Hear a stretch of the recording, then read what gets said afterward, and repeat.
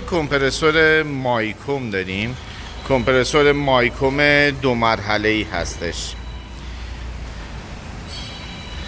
یک مرحله از کمپرسور شاتون ها شکسته، توی مرحله دوم نه. یعنی ما توی یک مرحله شاتون های شکسته داریم، پیستون های شکسته، لاینر های شکسته، اما توی مرحله دوم این رو نداریم. خب چیزی که میبینیم برگشت مایع هست. کمپرسور باز شده، قطعات کمپرسور رو همگی رو ما موجود داریم، قطعات مایکوم، و میخوایم تعمیرات رو انجام بدیم. اما یه نکته میمونه، بعد از تعمیرات چی؟ یعنی راه اندازی انجام شد، باید چی کار کرد؟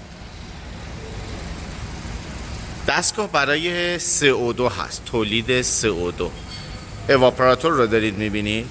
در این قسمت اکسپنشن ترموستاتیک قرار داره. در زمان راه اندازی این رو هم تبدیل میکنیم به اکسپنشن الکترونیک.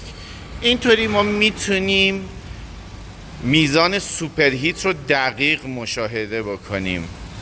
اولین چیزی که به ذهن میرسه این هستش که تو قسمت اواپراتور ما برگشت مایع داریم. باید سیستم روشن بشه و بعد از اون تصمیم بگیریم که مشکل چی هست.